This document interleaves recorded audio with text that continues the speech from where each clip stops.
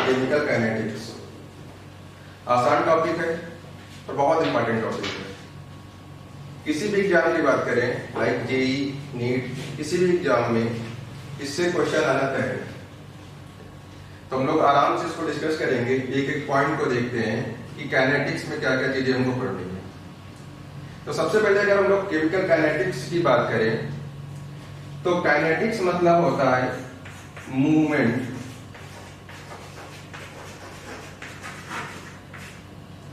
Kinetics मतलब movement और chemical that is the chemical reaction.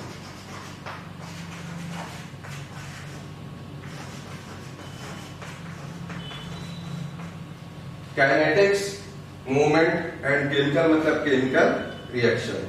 तो इसमें बात किसकी करनी है, क्या चीज हम लोगों को बेसिक देखना है इसमें, that is the movement in chemical reaction.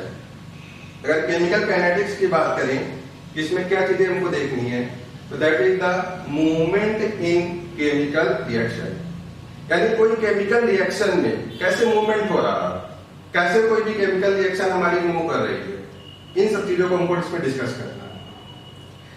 अच्छा, अगर मूवमेंट की बात करें हम लोग केमिकल रिएक्शन में मूवमेंट की, तो जैसे किसी ऑब्जेक्ट की बात करें या किसी पार्टिकल की बात करें, उसका तो मूवमेंट समझ में आता है, लेकिन रिएक्शन का मूवमेंट ये क्या चीज है, रिएक्शन कैसे मूव करती है।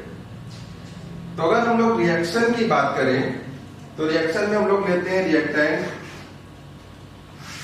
और रिएक्टेंट कन्वर्ट होता है प्रोडक्ट में।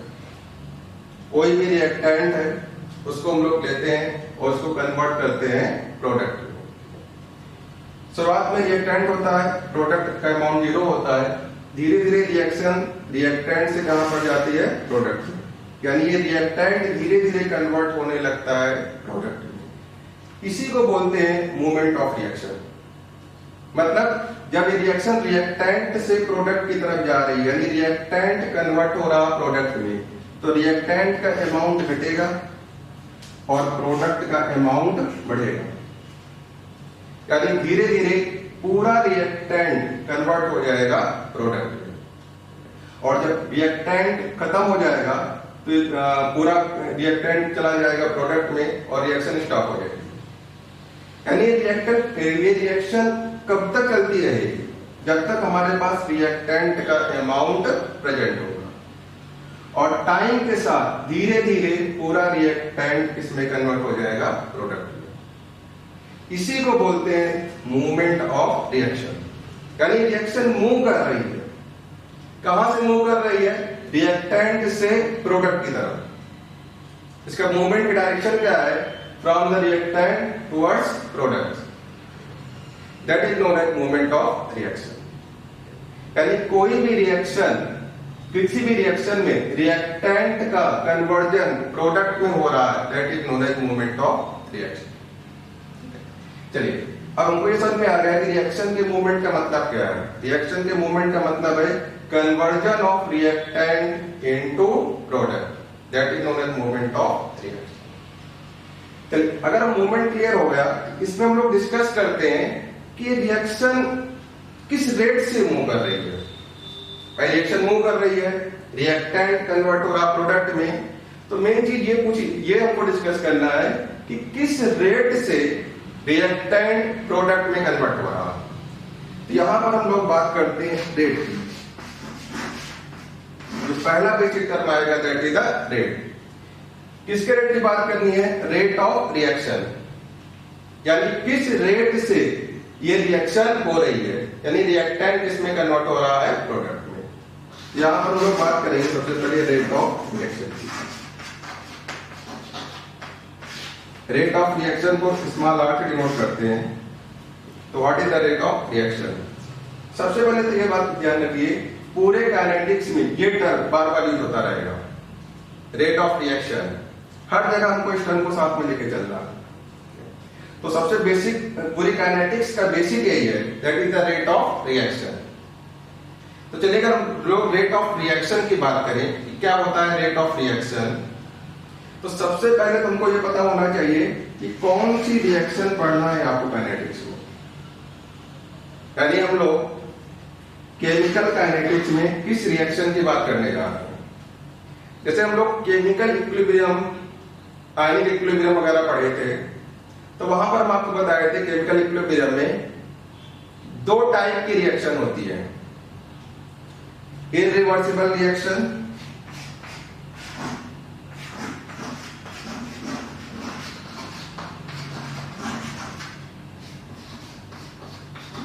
And reversible reaction.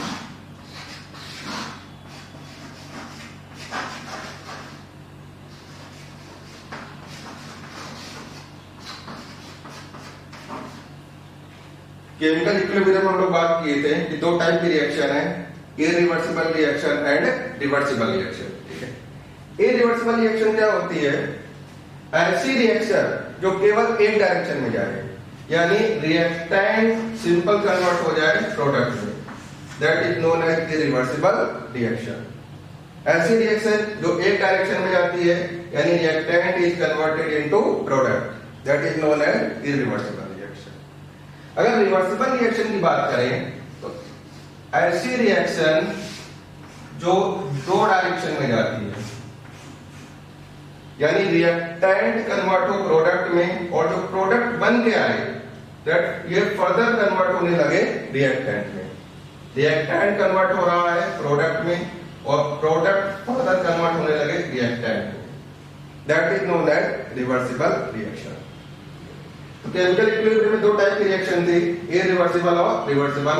और हमने बात की थी कि इक्विलिब्रियम में हम लोग इस रिएक्शन की बात नहीं करेंगे, यानी इक्विलिब्रियम में हम लोग इरिवर्सिबल की बात नहीं करते हैं। पूरा इक्विलिब्रियम कौन सी रिएक्शन पढ़ते हैं? Reversible reaction. फिर रिवर्सिबल रिएक्शन आता है, वहां पर इक्विलिब्रियम वगैरह आता है, वो सारी चीजें हम लोग डिस्कस करते हैं। तो सबसे पहले इक्विलिब्रियम स्टार्ट करने के पहले हम लोग ये समझे थे कि किस रिएक्शन को पढ़ेंगे। तो वहां से हमको समझ में आया था कि हम लोग बात करेंगे रिवर्सिबल रिएक्शन की। वैसे ही यहीं पर काइनेटिक्स में अगर हम लोग काइनेटिक्स की बात करें तो यहां पर भी हमको पता होना चाहिए कि हम लोग कौन सी रिएक्शन को पढ़ने जा रहे हैं। यानी तो हम लोग डिस्कस करेंगे काइनेटिक्स में, वो कौन सी रिएक्शन डिस्कस करेंगे। तो सबसे पहले देखते हैं कि कौन सी रिएक्शन हम लोगों को ध्यान देनी है, यहाँ पर कौन सी पढ़नी है आपको। चलिए, जैसे हमने कहा कि यहाँ पर हम लोग रेट की बात करेंगे। रेट का मतलब ये रिएक्टेंट कन्वर्ट हो रहा है प्रोडक्ट में और किस रेट से कन्वर्ट हो रहा है। तो अच्छा, अगर रिएक्टेंट प्रोडक्ट में कन्वर्ट हो रहा है, अगर हम लोग रिएक्टेंट की बात कर रहे हैं कि ये प्रोडक्ट में जा रहा है, तो ऐसा हो सकता है कि ये बहुत जल्दी प्रोडक्ट में कन्वर्ट हो जाए, यानी पूरा रिएक्टेंट जो है बहुत फास्ट प्रोडक्ट में पूरा कन्वर्ट हो गया। या हो सकता है कि काफी टाइम ले रिएक्टेंट प्रोडक्ट में कन्वर्ट होने में, या फिर एक ठीक ठाक टाइम में पूरा रिएक्टेंट इसमें कन्वर्ट हो जाए प्रोडक्ट। यानी हम लोगों ने बात किया कि रिएक्टेंट प्रोडक्ट में कन्वर्ट हो रहा है, तो तीन पॉसिबिलिटी निकल के आई। एक तो हो सकता है कि रिएक्टेंट प्रोडक्ट में बहुत फास्ट कन्वर्ट हो रहा हो, बहुत जल्दी रिएक्टेंट इसमें कन्वर्ट हो गया प्रोडक्ट में। दूसरा है कि रिएक्टेंट प्रोडक्ट में बहुत धीरे धीरे कन्वर्ट हो रहा है, जो कन्वर्जन हो रहा है रिएक्टेंट का प्रोडक्ट में वेरी स्लो है। और तीसरी पॉसिबिलिटी है कि रिएक्टेंट प्रोडक्ट में ठीक ठाक टाइम में कन्वर्ट हो, मतलब एक फाइनाइट टाइम ले कन्वर्ट होने में, रिएक्टेंट प्रोडक्ट में कन्वर्ट होने में।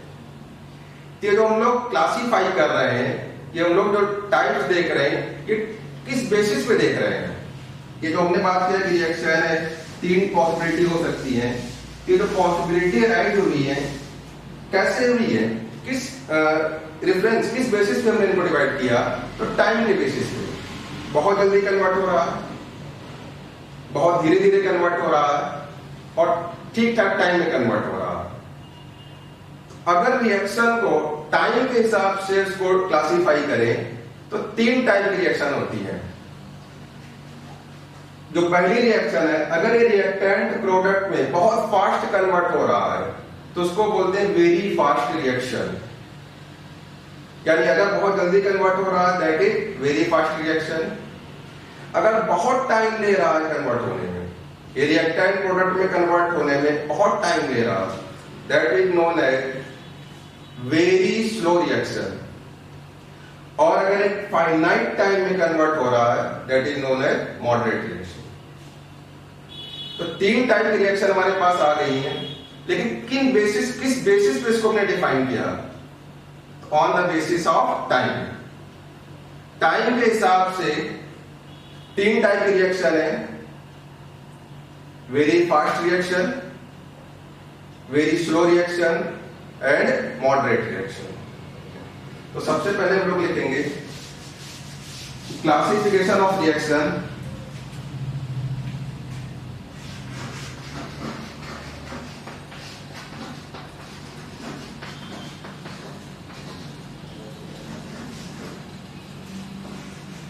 Classification of reaction on basis of time.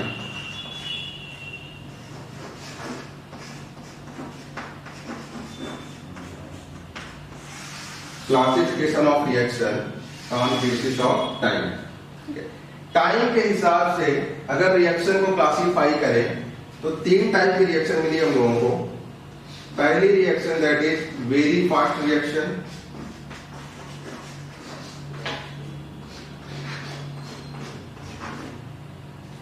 second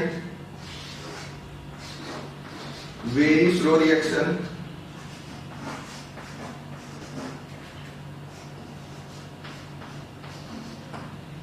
and third moderate reaction.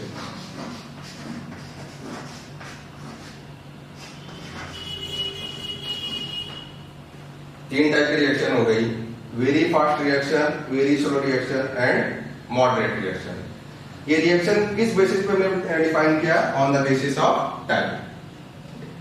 तो देखिए नाम से ही क्लियर है, वेरी फास्ट रिएक्शन, जो बहुत फास्ट हो रही है।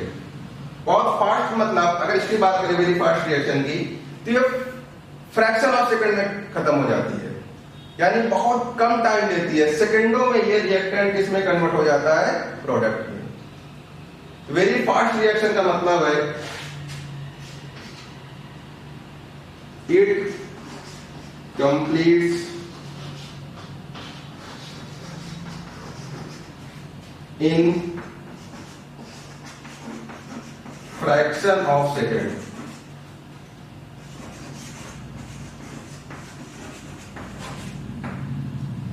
It complete in fraction of second, यानी सेकंड का भी फ्रैक्शन टाइम ले रही है, बहुत देर कन्वर्ट हो रही है।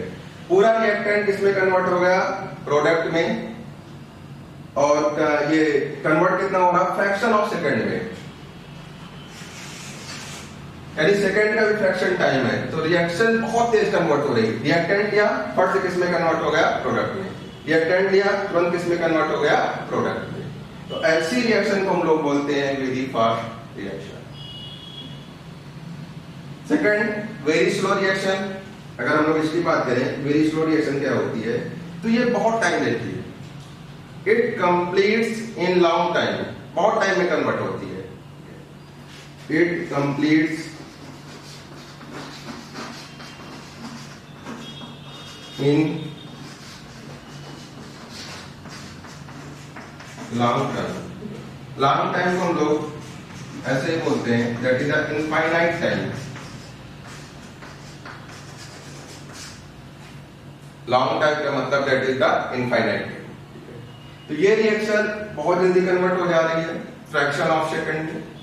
इस रिएक्शन को कंप्लीट होने में बहुत टाइम लग रहा है, इनफाइनाइट टाइम। इनफाइनाइट टाइम का मतलब होता है काफी ज्यादा टाइम, ऐसा नहीं इनफाइनाइट का मतलब कई साल लग रहे हैं, इनफाइनाइट का मतलब 10 घंटे, 20 घंटे, 25 घंटे, एक दिन, काफी टाइम ले रही है, 2 दिन, 6 महीने। तो इनफाइनाइट टाइम जो काफी लंबे समय में कन्वर्ट होती है उसी को बोलते हैं that is the infinite time. ठीक है। तीसरी रिएक्शन है that is the moderate reaction. ये ठीक ठाक टाइम देती है कन्वर्ट होने में, यानी कंप्लीट्स इन एक डेफिनेट टाइम में कन्वर्ट हो जाती है, यानी कंप्लीट्स इन फाइनाइट टाइम, यानी देगा ये इनफाइनाइट है और ये दिस इज द फाइनाइट है। ये इनफाइनाइट टाइम ले रही है, बहुत टाइम ले रही है कन्वर्ट होने में। ये फाइनाइट टाइम में मतलब एक ठीक ठाक समय में कन्वर्ट हो जा रही है, और ये फ्रैक्शन ऑफ सेकंड में बहुत जल्दी कन्वर्ट हो जा रही है। तो 3 टाइप की रिएक्शन हो गई, very fast reaction, very slow reaction and moderate reaction. अब अगर हम लोग इससे बात करें कि इन तीनों में से कौन सी रिएक्शन हमारे काम की है, यानी किसको हम लोग ऑब्जर्व कर सकते हैं, तो अगर हम लोग बात करें वेरी फास्ट रिएक्शन की, इसकी बात करें तो कंप्लीट हो रही है फ्रैक्शन ऑफ सेकंड में, यानी रिएक्शन जस्ट स्टार्ट नहीं खत्म, आपने रिएक्टेंट लिया तुरंत ये कन्वर्ट हो गया प्रोडक्ट में। तो अगर हम कुछ इसमें ऑब्जर्व करना चाहें कि भाई रिएक्टेंट कंसंट्रेशन घटेगा, प्रोडक्ट बढ़ेगा, टाइम के साथ धीरे धीरे घट रहा है और ये बढ़ रहा, तो ऑब्जर्व करने के लिए टाइम ही कहां मिला हमको? ये तो आपने तुरंत रिएक्टेंट लिया, फर्स्ट स्टेज में कन्वर्ट हो गया प्रोडक्ट में, तो हमको टाइम ही नहीं मिल पा रहा कि हम रिएक्टेंट को ऑब्जर्व करें कैसे वो घट रहा है या फिर प्रोडक्ट कैसे बढ़ रहा है। तो अगर वेरी फास्ट रिएक्शन की बात करें तो इसमें तो कुछ ऑब्जर्व ही नहीं कर सकते हम लोग, तो ये रिएक्शन तो हमारे लिए बेकार हो गई। अगर हम लोग इसकी एनालिसिस करना चाहें तो इसकी एनालिसिस संभव नहीं है, क्योंकि बहुत फास्ट हो रही है रिएक्शन, तो इसको हम लोग ऑब्जर्व नहीं कर सकते। अब बात करें very slow reaction, infinite time ले रही है, बहुत लंबे समय में चेंज हो रही है इसमें रिएक्टेंट प्रोडक्ट में।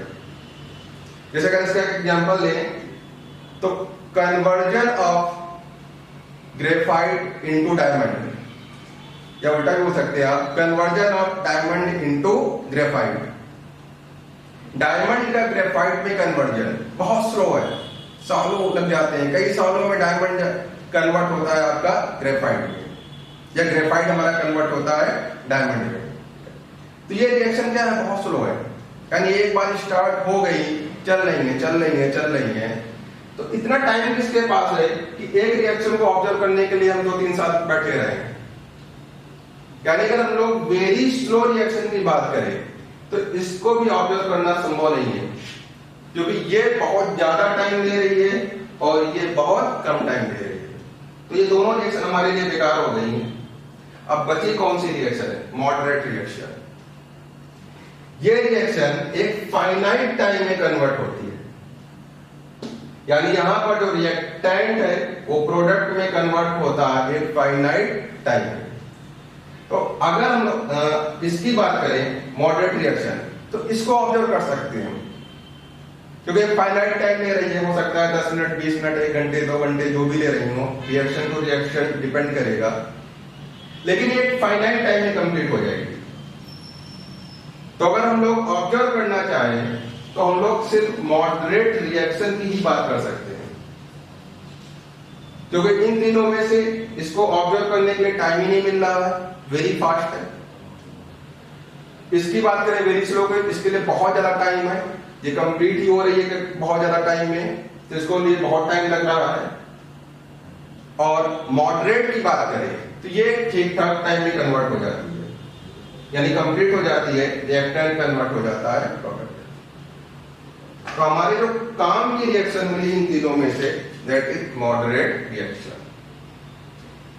तो पहली बात समझ में आ गया हमको कि काइनेटिक्स में जो हम लोग रेट ऑफ रिएक्शन पढ़ेंगे तो किसमें पढ़ेंगे, मॉडरेट रिएक्शन में।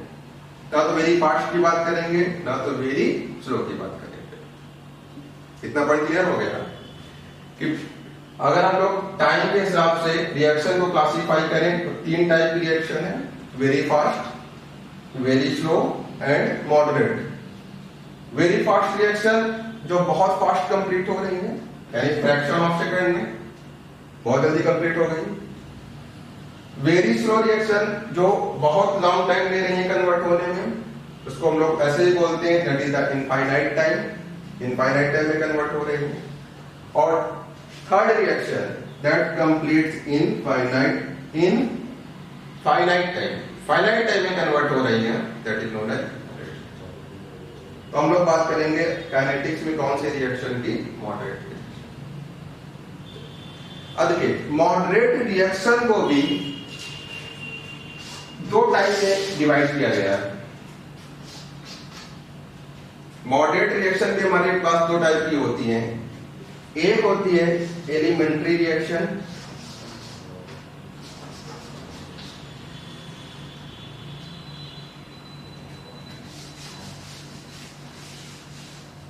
इसको ऊपर लिख देते हैं।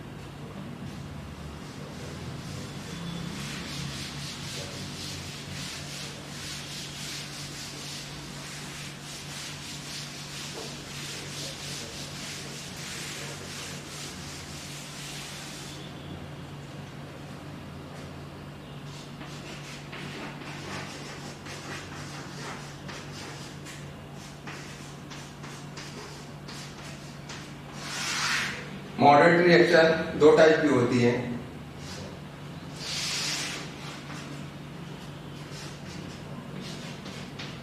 एक एलिमेंट्री रिएक्शन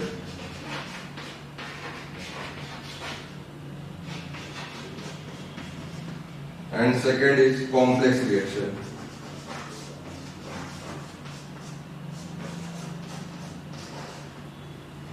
यानी मॉडरेट रिएक्शन को फर्दर दो टाइप में क्लासिफाई किया हम लोगों ने, that is the elementary reaction and complex reaction. ठीक है, अब चलिए मॉडरेट रिएक्शन समझ में आ गई कि ऐसी रिएक्शन जो फाइनाइट टाइम में कन्वर्ट हो रही है, that is known as moderate reaction.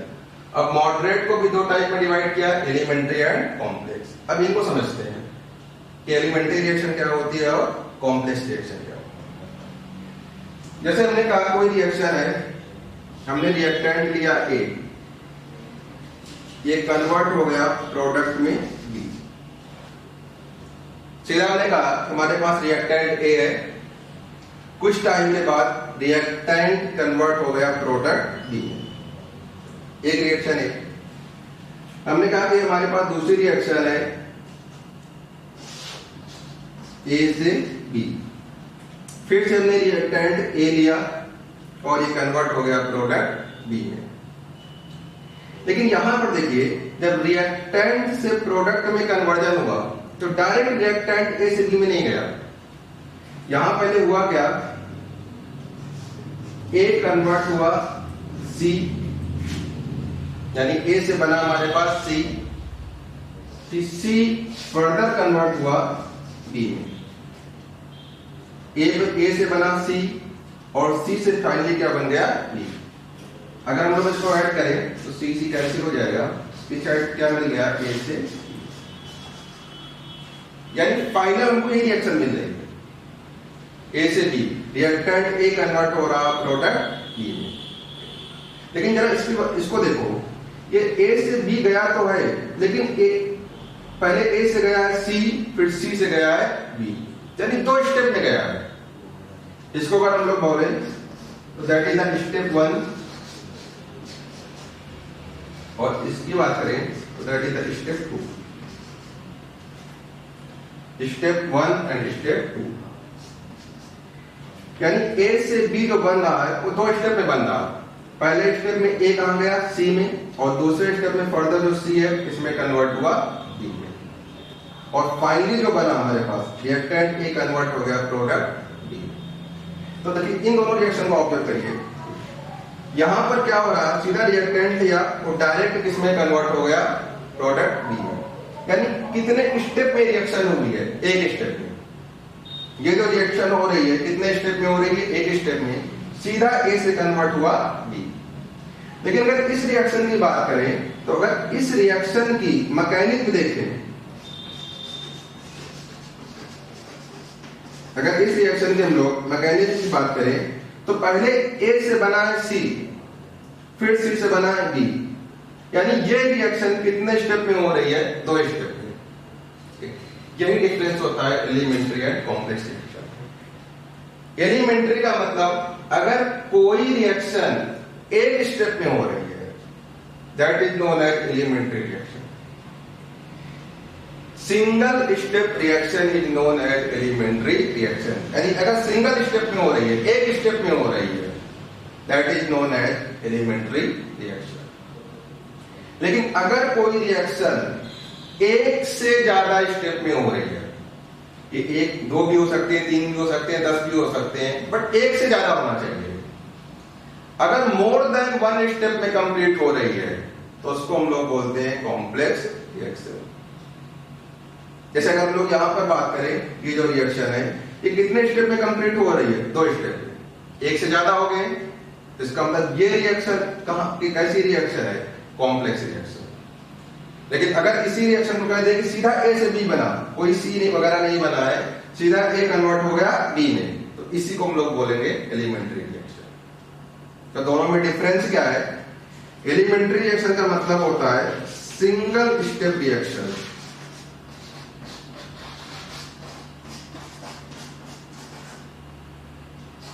Single step reaction, अगर कोई रिएक्शन एक स्टेप में हो रही है, that is known as elementary reaction.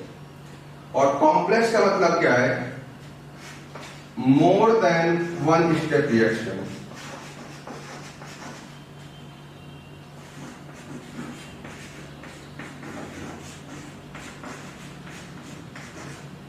More than 1 step reaction, यानी रिएक्शन अगर एक से ज्यादा स्टेप में हो रही है तो उसको हम लोग बोलेंगे कॉम्प्लेक्स रिएक्शन। देखिए ये 2 पॉइंट बहुत इंपॉर्टेंट है, elementary reaction and complex reaction. क्योंकि देखिए काइनेटिक्स में जितनी भी रिएक्शन होंगी वो मॉडरेट तो होंगी होंगी, तो आपको इस पे फोकस नहीं करना है। सारी रिएक्शन कैसी हो गई है? मॉडरेट। अब मॉडरेट भी 2 टाइप की होंगी, या तो वो एलिमेंट्री होगी या फिर कॉम्प्लेक्स। दोनों रिएक्शन हमारी मॉडरेट है, लेकिन या तो एलिमेंट्री रिएक्शन होगी या फिर कॉम्प्लेक्स। तो फोकस आपको यहां पर करना है कि कौन सी रिएक्शन एलिमेंट्री होगी और कौन सी रिएक्शन कॉम्प्लेक्स। सारी रिएक्शन मॉडरेट है, मॉडरेट में भी 2 टाइप की रिएक्शन दिखेंगी आपको, एलिमेंट्री है कॉम्प्लेक्स। तो इनको पहचानना आना चाहिए, ये समझ में आनी चाहिए कि कब रिएक्शन एलिमेंट्री होगी, कब रिएक्शन कॉम्प्लेक्स। तो बहुत आसान सी चीज है, अगर रिएक्शन एक स्टेप में कंप्लीट हो रही है, सिंगल स्टेप में कंप्लीट हो जा रही है, that is known as elementary reaction. अगर एक से ज्यादा स्टेप में कंप्लीट हो रही है, मोर देन 1 स्टेप में, तो that is known as complex reaction. जैसा आपको टेम्पल से क्लियर है, यहां पर हमने बोला है सीधा रिएक्टेंट ए कन्वर्ट हो गया प्रोडक्ट बी में। लेकिन अगर यहां पर इस रिएक्शन को करवाना है तो पहले ए कन्वर्ट हुआ सी में, फिर सी फर्दर कन्वर्ट हुआ बी में। डिवाइड करेंगे तो फाइनली रिएक्शन नहीं मिल रही हमारी ए से बी। लेकिन इस रिएक्शन में 2 स्टेप इन्वॉल्व हो गए, स्टेप 1 एंड स्टेप 2। तो जब एक से ज्यादा स्टेप हो गए, that is known as complex reaction. यहां पर देखिए A is known as reactant, B is known as product, और इनके अलावा जितने भी टर्म दिखेंगे that are known as intermediate. Reactant और प्रोडक्ट के अलावा जो टर्म दिख जाए that are known as intermediate. जैसे यहां पर हम लोग बात करें तो ए सी और सी बी, ये तो रिएक्टेंट हो गया, बी द प्रोडक्ट। एक नया टर्म दिखा है सी, यहां पर सी को हम लोग क्या बोलेंगे? Intermediate. C is known as intermediate.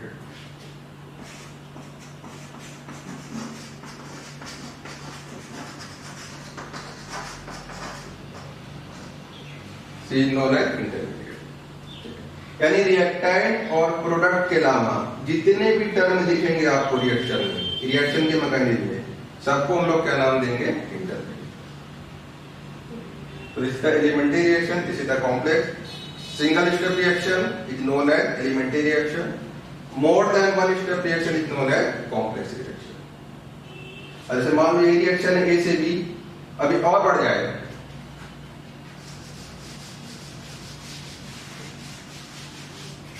ए से सी बना, सी कन्वर्ट हो गया डी में, और डी से बन गया डी। ऐड करेगा इनको, कैंसिल होगा, डी कैंसिल, यहां से फाइनली क्या बन के आ गया, ए से। फाइनली हमको यही मिला, रिएक्टेंट ए और कन्वर्ट हो गया प्रोडक्ट बी में। लेकिन कितने स्टेप में हुआ? पहला स्टेप, स्टेप 1, ये दिस इज द स्टेप 2, और एक ये स्टेप आ गया, दैट इज द स्टेप।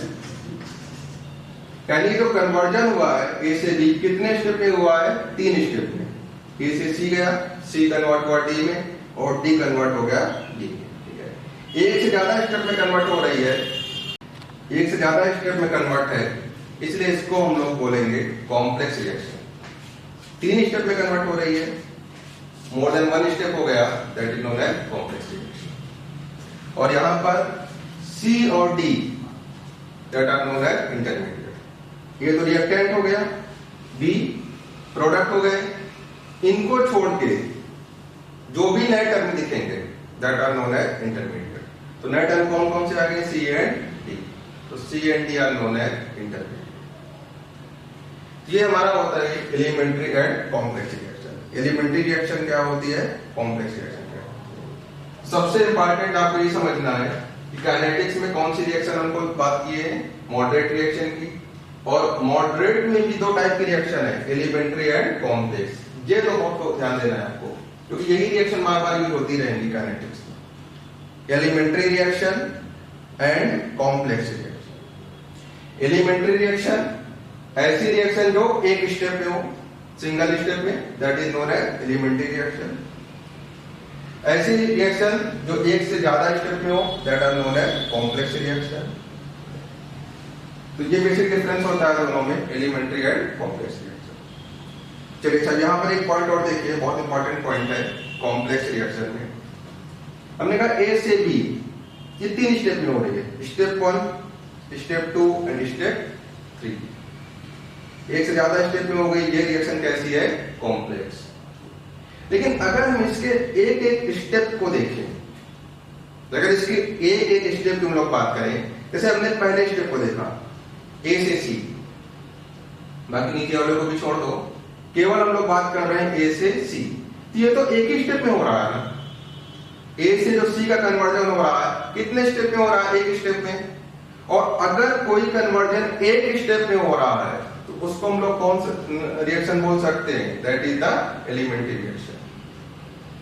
यानी अगर हम लोग बात करें ए से सी, ये जो स्टेप 1 है, ये कैसा कन्वर्जन है, दैट इज द एलिमेंट्री। ये कन्वर्जन कैसा हो गया हमारे पास, एलिमेंट्री। अब हम लोग बात करें सी से डी को, देखो केवल नीचे वाले ऊपर वाले को छोड़ दो, डी और बी कन्वर्जन ये देख छोड़ दो, केवल कन्वर्जन आप देखिए सी से डी। अगर इसकी बात करें, ये भी तो एक स्टेप में हो रहा, और अगर एक स्टेप में हो रहा तो कौन सा स्टेप हो जाएगा, दैट इज द एलिमेंट्री। अगर हम लोग बात करें डी से बी, डी से बी कितने स्टेप में हो रहा है, एक स्टेप में। और अगर एक स्टेप में हो रहा, ये भी कैसा हो गया, एलिमेंट्री। यानी ए से बी तो कैसी रिएक्शन है, this is the complex reaction. लेकिन इस कॉम्प्लेक्स रिएक्शन का हर स्टेप कैसा है, that is the elementary step. इस कॉम्प्लेक्स रिएक्शन की हर स्टेप जो है, that is the elementary reaction. तो बहुत इंपॉर्टेंट पॉइंट है आपका कि कॉम्प्लेक्स रिएक्शन का हर step that are known as elementary reaction. यहां पर एक पॉइंट आप लिख सकते हैं कि each step of complex reaction is known as elementary reaction.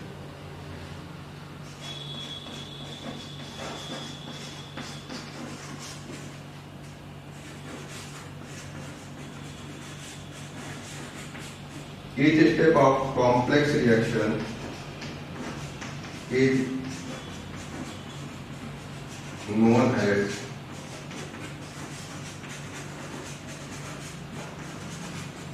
elementary reaction.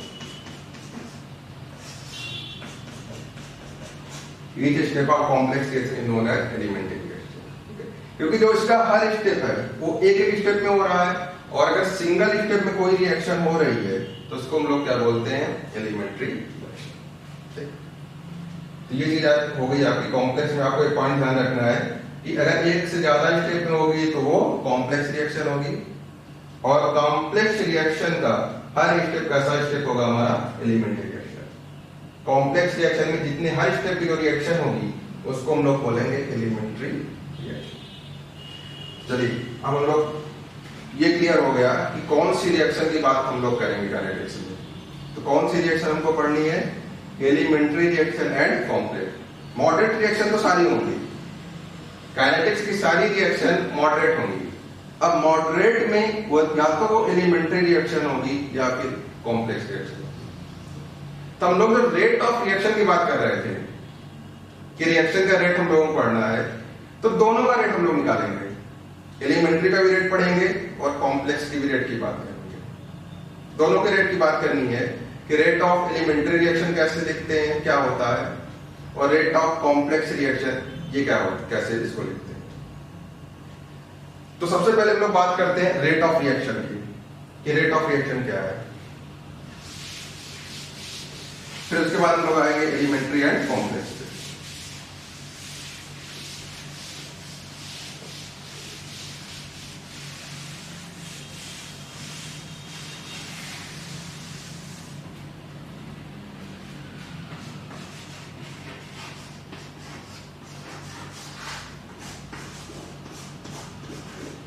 Rate of reaction को स्मॉल आर से डिनोट करते हैं। रेट ऑफ रिएक्शन को स्मॉल आर से डिनोट करते हैं। चलिए रेट ऑफ रिएक्शन की अगर हम लोग बात करें कि what is the rate of reaction. अगर हम लोग रेट की बात करें, जनरल रेट की बात करें कि रेट क्या होता है, तो rate is defined as change in any quantity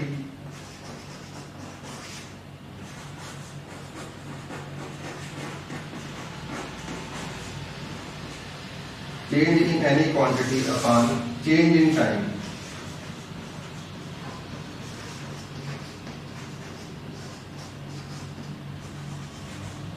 Change in any quantity upon change in time.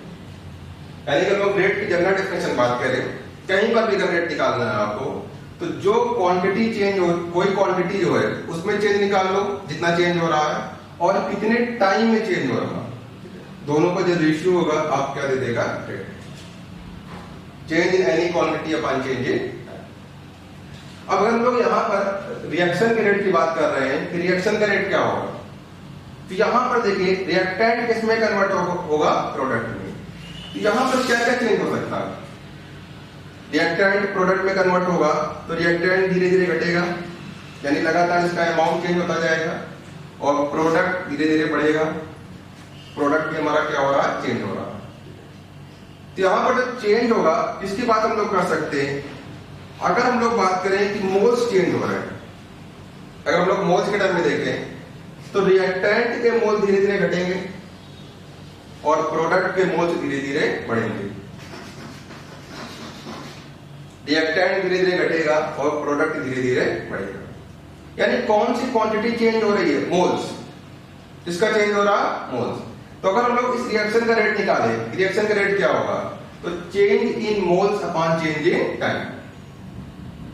जिसके बारे में बात कर रहे हैं हम लोग, मोल्स के बारे में बात कर रहे हैं, तो अगर हम लोग इसकी रिएक्शन के रेट की बात करेंगे तो rate is equal to change in moles upon change in time.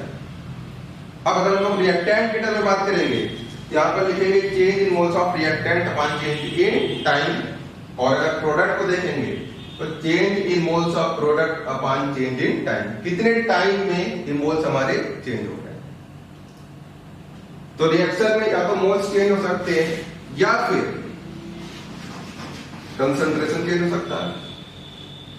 अगर कंसंट्रेशन की बात करें तो इसका कंसंट्रेशन टाइम के साथ घटेगा और इसका कंसंट्रेशन टाइम के साथ बढ़ेगा। अगर हम लोग कंसंट्रेशन की बात करेंगे तो यहां पर फार्मूला क्या होगा, change in concentration upon change in time, क्योंकि अब की बात क्वांटिटी क्या हो गई, कंसंट्रेशन लेनी है, तो क्वांटिटी है दैट इज कंसंट्रेशन।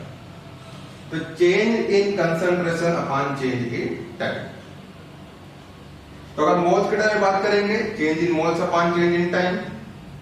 कंसंट्रेशन की बात करेंगे, change in concentration upon change in time, या फिर कभी कभी प्रेशर और वॉल्यूम के टर्म में बात करते हैं कि अगर ये गैस है रिएक्टेंट और प्रोडक्ट, तो अगर रिएक्टेंट प्रोडक्ट में कन्वर्ट होगा तो ये रिएक्टेंट कम होगा तो इसका प्रेशर धीरे धीरे क्या होगा, घटेगा। प्रोडक्ट अगर गैस है तो बनना स्टार्ट होगी, और ये बनना स्टार्ट होगी तो इसका प्रेशर धीरे धीरे बढ़ेगा। तो किसमें चेंज हो सकता है, प्रेशर में भी। तो अगर प्रेशर में चेंज होगा तो यहां पर लिखेंगे change in pressure part change in time. अगर वॉल्यूम वगैरह में बात करें तो वो क्वांटिटी चेंज हो जाएगी, तो change in volume upon change in time. In general हम लोग मोल्स एंड कंसंट्रेशन पे ज्यादा फोकस करते हैं, बाद में हम लोग प्रेशर और वॉल्यूम की बात करेंगे। तो रिएक्शन के लिए हम लोग रेट ऑफ रिएक्शन डिफाइन करें, तो रिएक्शन में कौन कौन सी क्वांटिटी चेंज हो सकती है। जनरली हम लोग मोल्स और कंसंट्रेशन के बारे में बात करते हैं। अगर हम लोग मोल्स की बात करें तो change in moles upon change in time. Concentration की जब बात करेंगे तो change in concentration upon change in time. तो यहां पर देखिए दो टर्म बहुत इंपॉर्टेंट होते हैं। पहली चीज तो ये हो गई कि रेट का कैसे हम लोग डिफाइन करेंगे। ये फार्मूला ध्यान रखना है आपको कि जिसके टर्म में आपको बोला जाए उसका यहां पर चेंज निकालिएगा और कितने टाइम में चेंज हो रहा है ये निकालेंगे। दोनों का रेशियो हम लोग क्या दे देगा। अब देखिए इसमें दो टर्म पहले आपको समझना है, उसके बाद हम लोग इसको देखेंगे। यहाँ पे दो टर्म बार बार यूज होते रहेंगे। जैसे हमने कहा कि हमारे पास रिएक्शन है ए से बी। हमने कहा रिएक्शन है ए से बी। ए एक रिएक्टेंट एंड बी एक प्रोडक्ट। ए रिएक्टेंट है और बी प्रोडक्ट है। यहां पर एक टर्म बार बार यूज होता रहेगा, that is the rate of disappearance।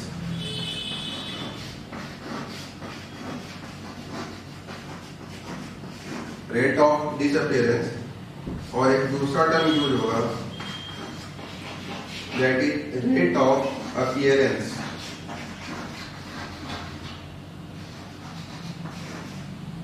rate of disappearance and rate of appearance। अब देखिए रेट ऑफ डिसअपीयरेंस और रेट ऑफ अपीयरेंस होता क्या है, बार बार इंटरलिंक होते रहेंगे काइनेटिक्स में कि रेट ऑफ डिसअपीयरेंस इतना है, रेट ऑफ अपीयरेंस ये है। तो सबसे पहले बात करते हैं कि रेट ऑफ डिसअपीयरेंस और रेट ऑफ अपीयरेंस होते क्या है। देखिए ये रिएक्शन है, यहां पर रिएक्टेंट कन्वर्ट हो रहा है प्रोडक्ट में। जब ए कन्वर्ट होगा बी में तो ये घटेगा क्योंकि रिएक्टेंट है, और बी द प्रोडक्ट ये बढ़ना शुरू होगा। धीरे धीरे बी बनेगा, ये बढ़ेगा, ए घटे, ए खत्म होना शुरू होगा, ये घटेगा। यानी ए घट रहा और बी बढ़ रहा।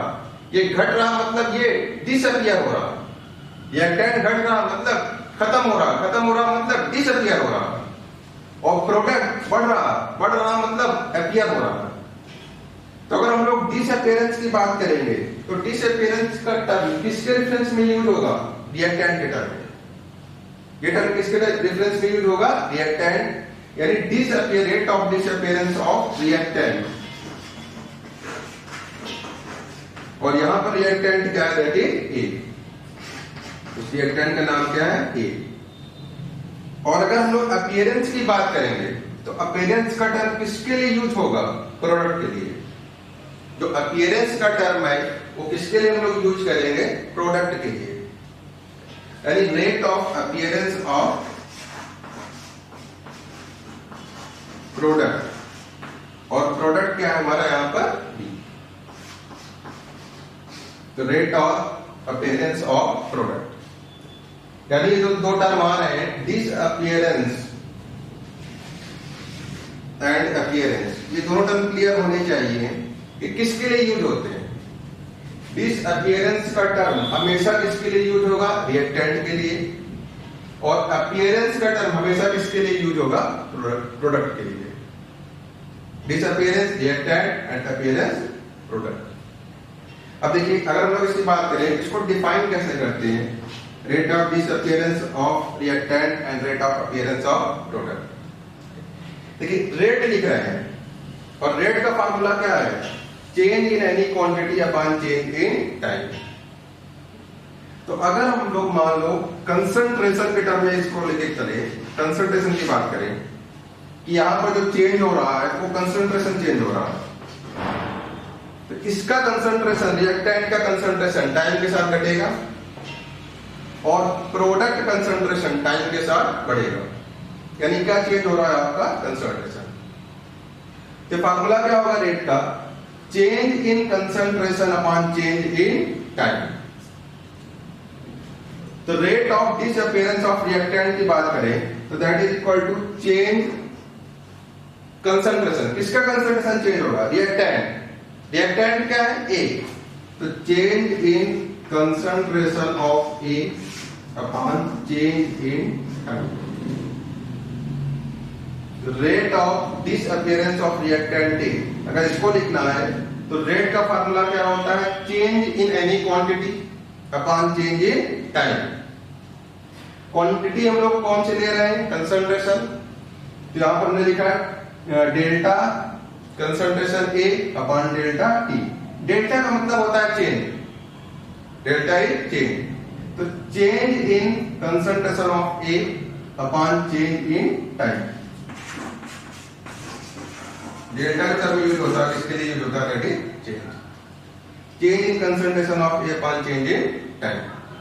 लेकिन जरा एक चीज ध्यान दीजिए, यहां पर जो रिएक्टेंट है, रिएक्टेंट लगातार घट रहा है, घट रहा मतलब कम हो रहा है। तो यहां पर एक साइन लगाते हैं माइनस। इस टर्म के पहले हम लोग टर्म यूज करते हैं माइनस। इस माइनस का सिग्निफिकेंस क्या है, इस माइनस का मतलब क्या होता है। ये माइनस जो टर्म यूज होता है ये डिसअपीयरेंस के लिए यूज होता है। ये माइनस साइन आपको इंडिकेट करता है कि जो ए का कंसंट्रेशन है वो टाइम के साथ डिसअपीयर हो रहा है, यानी घट रहा है। अगर हम लोग बात करें rate of appearance of product B, तो यहां पर हम लोग रेट की बात करें तो रेट मतलब change in any quantity upon change in time. तो डेल्टा किसमें चेंज हो रहा है, कंसंट्रेशन। किसके कंसंट्रेशन में चेंज हो रहा है, प्रोडक्ट। और प्रोडक्ट क्या है यहां पर, बी। तो डेल बी अपॉन डेल, और यहां पर एक साइन लगाते हैं प्लस। आप यहां पर प्लस लगाइए ना लगाइए, आप इसको ऐसे भी लिख सकते हैं, del B upon del T. तो अपने आप समझ में आएगा कि कुछ नहीं लगाया तो यहां पर कौन सा साइन है, प्लस। तो यहां पर माइनस और प्लस का सिग्निफिकेंस क्या है, माइनस साइन इंडिकेट करता है कि एक कंसंट्रेशन टाइम के साथ डिसअपीयर हो रहा है, यानी घट रहा है। और प्लस का मतलब है बी कंसंट्रेशन टाइम के साथ अपीयर हो रहा है, यानी बढ़ रहा है। तो ये डिसअपीयरेंस के लिए होता है, ये अपीयरेंस। ये दो टर्म आपके बार बार यूज होते रहेंगे, rate of disappearance and rate of appearance. तो दोनों टर्म बिल्कुल क्लियर होने चाहिए, कैसे हम लोग इसको लिखते हैं और उनका मतलब क्या होता है। तो रेट ऑफ डिसअपीयरेंस की बात करेंगे तो हमेशा किसके लिए डिफाइन होगा, रिएक्टेंट के लिए, और उसका फार्मूला होगा, हम लोग अभी कंसंट्रेशन लेके चल रहे हैं, तो चेंज इन कंसंट्रेशन यानी del concentration of A, change in concentration upon change in time. Change in concentration upon change in time. और यहां पर माइनस साइन जो लगाते हैं ये इंडिकेट करता है कि ये जो रिएक्टेंट है ये टाइम के साथ डिसअपीयर हो रहा है।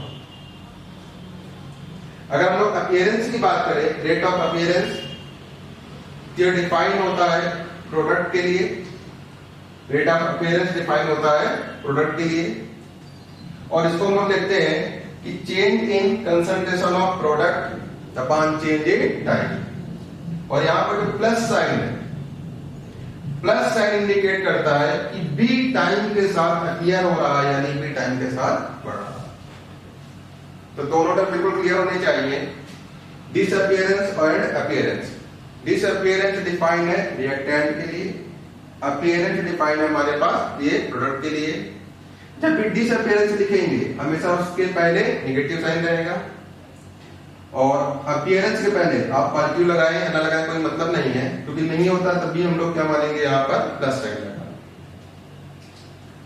That is the rate of disappearance and rate of appearance. अब देखिए किसी भी रिएक्शन का रेट कैसे डिफाइन होता है, तो उसके लिए जो फॉर्मूला है रेट ऑफ रिएक्शन, अगर किसी भी रिएक्शन के रेट को हम लोग इनके टर्म में लिखना चाहें, डिसअपियरेंस एंड अपीयरेंस के टर्म में, तो रेट ऑफ रिएक्शन का जो फॉर्मूला होता है rate of reaction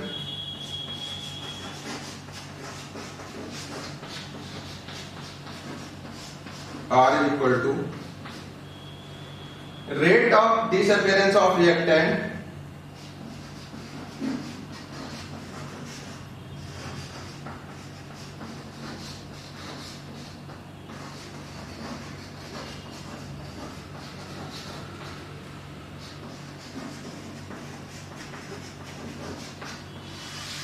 rate of disappearance of reactant upon stoichiometric coefficient.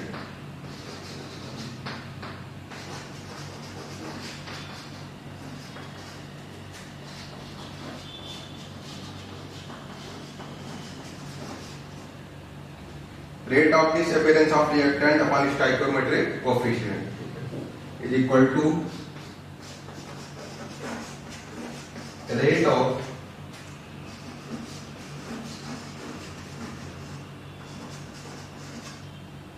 appearance of product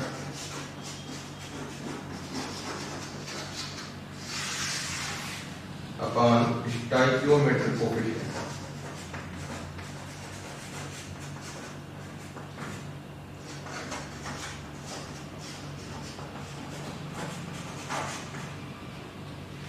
Rate of disappearance of reactant upon stoichiometric coefficient is equal to rate of appearance of product upon stoichiometric coefficient. यानी किसी भी reaction के rate को अगर हम लोग disappearance और appearance के टर्म में लिखें, तो rate of disappearance of reactant और उसको उसी रिएक्टेंट के स्टोइकियोमेट्रिक कोएफिशिएंट से डिवाइड कर दो equal to rate of appearance of product का रेट ऑफ अपीयरेंस लिखिए और उसको उसी प्रोडक्ट के स्टोइकियोमेट्रिक कोएफिशिएंट से डिवाइड कर दीजिए। तो आप ये फार्मूला ध्यान रखिएगा, किसी भी रिएक्शन के रेट को अगर हमको लिखना है तो इस फार्मूले की हेल्प से उस रिएक्शन के रेट को लिख सकते हैं। यहां पर disappearance divide by stoichiometric coefficient of that reactant, जिस रिएक्टेंट का डिसअपियरेंस लिखेंगे उसी का स्टोइकियोमेट्रिक कोएफिशिएंट यहां पर डिवाइड करेंगे। यहां पर जिस प्रोडक्ट का अपीयरेंस लिखेंगे उसके स्टोइकियोमेट्रिक कोएफिशिएंट से डिवाइड करेंगे। तो बिल्कुल क्लियर होना चाहिए आपको कि रेट ऑफ रिएक्शन को हम लोग कैसे डिफाइन करेंगे और कैसे रेट ऑफ रिएक्शन लिखेंगे। अगर हम लोग यहां पर बात करें, ये रिएक्शन है, इस रिएक्शन का रेट ऑफ रिएक्शन लिखना, तो रेट ऑफ रिएक्शन को हम लोग कैसे लिखेंगे, R is equal to formula rate of disappearance of reactant. Rate of disappearance of reactant क्या है, minus delta A upon delta T, यानी minus delta A upon delta T upon stoichiometric coefficient. किसका stoichiometric coefficient लिखेंगे, जिस reactant का disappearance लिख रहे हैं, इसका कोएफिशिएंट क्या है 1 से डिवाइड करेंगे, यही रहेगा। तो rate of disappearance of reactant upon stoichiometric coefficient equal to rate of appearance of product upon stoichiometric coefficient. तो rate of appearance of product क्या है, delta B upon delta T, delta B upon delta T. Stoichiometric coefficient क्या है 1, कोई change नहीं होगा। तो अगर इस रिएक्शन के रेट की बात करें, इस रिएक्शन में जो रेट है that is equal to minus delta A upon delta T is equal to delta B upon delta T. किसके टर्म में हो गया, डिसअपियरेंस के टर्म में और अपीयरेंस के। यानी किसी भी रिएक्शन के रेट को, चाहे वो एलिमेंट्री रिएक्शन हो चाहे कॉम्प्लेक्स रिएक्शन हो, किसी भी रिएक्शन के रेट को हम लोग डिसअपियरेंस और अपीयरेंस के टर्म में लिख सकते हैं। किसी भी रिएक्शन के रेट को हम लोग लिख सकते हैं in terms of disappearance and appearance. बिल्कुल क्लियर है। फार्मूला क्या होना चाहिए, इन कैसे लिखेंगे, rate of disappearance of reactant, reactant के डिसअपियरेंस होंगे और उनको उसी के स्टोइकियोमेट्रिक कोएफिशिएंट से डिवाइड करते जाएंगे। जब प्रोडक्ट की बात करेंगे तो वहां पर हम लोग लिखेंगे अपीयरेंस और उसको उसी के स्टोइकियोमेट्रिक कोएफिशिएंट से डिवाइड करेंगे। ये तो बात हो गई कि रेट ऑफ रिएक्शन को हम लोग डिसअपियरेंस और अपीयरेंस के टर्म में कैसे लिखेंगे। जैसे एक दूसरा एग्जांपल लें, दूसरे एग्जांपल से समझें।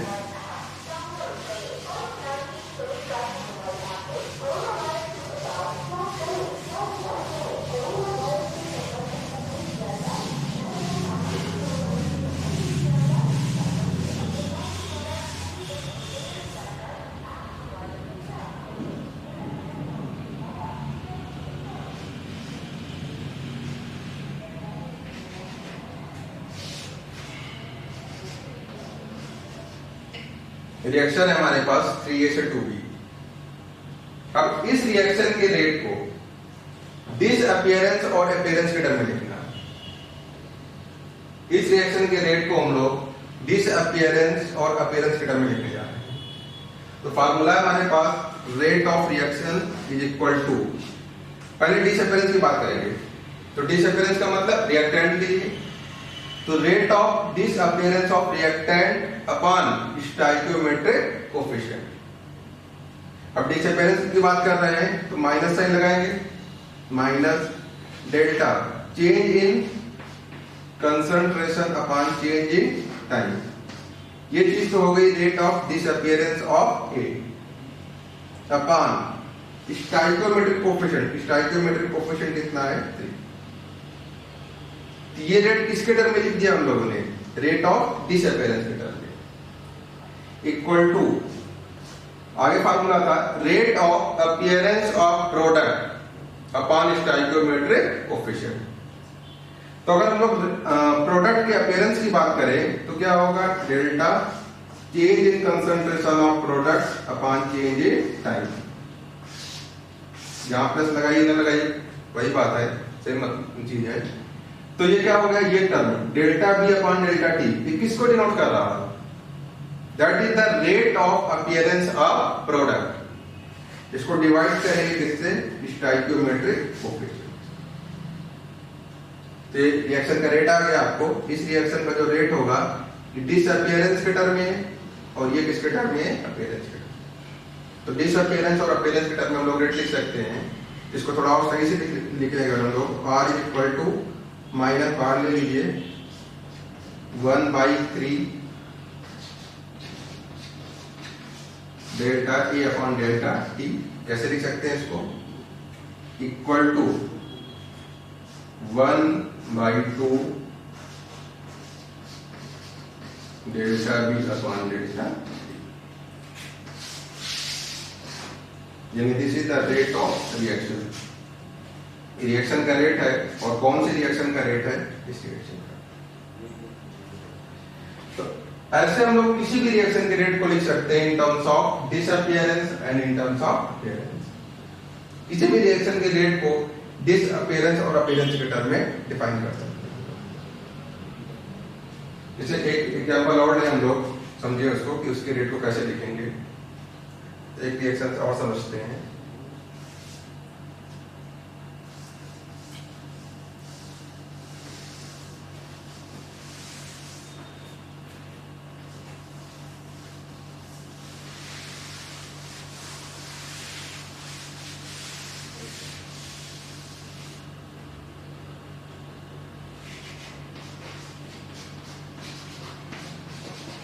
टू ए 3B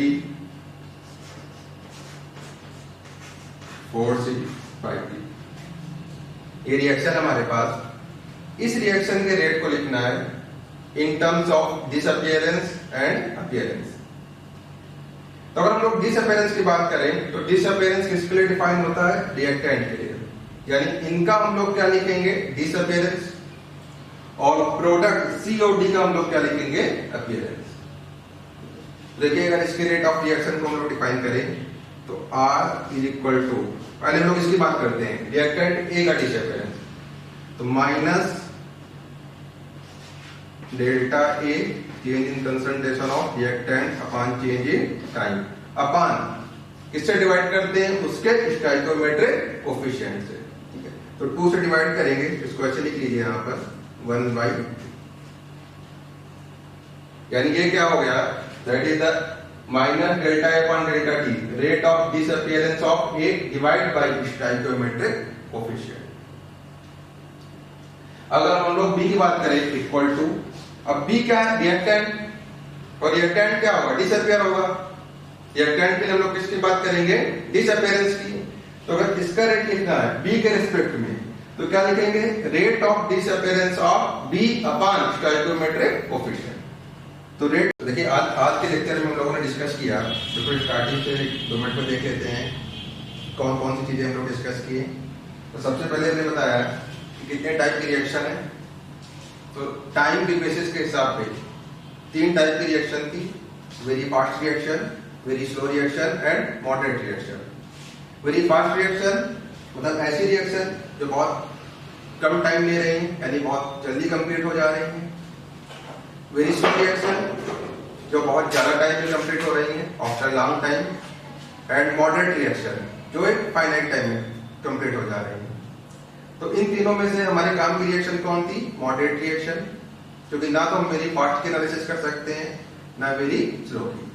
अब मॉडरेट रिएक्शन भी 2 टाइप की थी, elementary reaction and complex reaction. Elementary reaction क्या थी, ऐसी रिएक्शन जो एक स्टेप में होती है, that are known as elementary, और अगर एक से ज्यादा स्टेप हो गई तो कॉम्प्लेक्स। और कॉम्प्लेक्स रिएक्शन का हर स्टेप क्या था, एलिमेंट्री रिएक्शन। तो हम लोगों को जो काइनेटिक्स में रिएक्शन पढ़नी है, रेट ऑफ रिएक्शन, किसके लिए पढ़ना था, elementary reaction and complex reaction.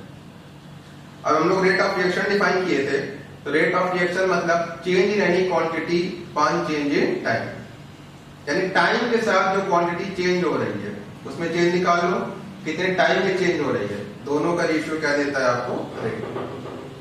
अगर रिएक्शन के टर्म में बात करें रेट की, तो रिएक्शन में क्या क्या चेंज हो सकता था, या तो मोल्स चेंज होंगे या फिर कंसंट्रेशन। प्रेशर और वॉल्यूम की बात करते हैं, अगर रिएक्टेंट और प्रोडक्ट गैसियस फेज में हो तो हम लोग प्रेशर और वॉल्यूम की बात कर सकते हैं, बट इन जनरल हम लोग अभी कंसंट्रेशन को लेकर चलेंगे। तो रिएक्टेंट जब प्रोडक्ट में कन्वर्ट होगा तो रिएक्टेंट का कंसंट्रेशन घटेगा, प्रोडक्ट कंसंट्रेशन बढ़ेगा। यानी कंसंट्रेशन में क्या हो रहा है, टाइम के साथ धीरे धीरे कंसंट्रेशन चेंज हो रहा है। तो यहां पर 2 टर्म हम लोग डिफाइन किए थे, एक रेट ऑफ डिसअपीयरेंस और रेट ऑफ अपीयरेंस। यानी किसी रिएक्शन के रेट को डिसअपीयरेंस के टर्म में लिख सकते हैं और अपीयरेंस। अब डिसअपीयरेंस और अपीयरेंस किसके लिए डिफाइन थे, डिसअपीयरेंस मतलब खत्म हो रहा, तो डिसअपीयरेंस हमेशा किसके लिए डिफाइन होगा, रिएक्टेंट के लिए। और अपीयरेंस मतलब अपीयर हो रहा, अपीयर मतलब बन रहा है, फॉर्म हो रहा, तो डिफाइन होगा हमारा प्रोडक्ट के लिए। और जब भी डिसअपीयरेंस लिखेंगे उससे पहले माइनस साइन लगाएंगे। माइनस साइन क्या इंडिकेट करेगा कि रिएक्टेंट टाइम के साथ डिक्रीज हो रहा है, और अपीयरेंस के पहले कौन सा साइन होता है, प्लस। प्लस इंडिकेट करेगा कि प्रोडक्ट टाइम के साथ इंक्रीज कर रहा है। और कैसे हम लोग रिएक्शन लिखते थे, उसका फार्मूला क्या था, rate of reaction is equal to rate of disappearance of reactant upon stoichiometric coefficient. Reactant का डिसअपीयरेंस लिखिए और उसको से कोफिशिएंट से डिवाइड कर दीजिए, equal to rate of appearance of product upon stoichiometric coefficient. यानी प्रोडक्ट का अपीयरेंस लिखिए, रेट ऑफ अपीयरेंस, और उसके स्टोइकियोमेट्रिक कोफिशिएंट से डिवाइड कर दीजिए। जिसके आगे हम लोग नेक्स्ट लेक्चर में बात करेंगे। Okay, thank you.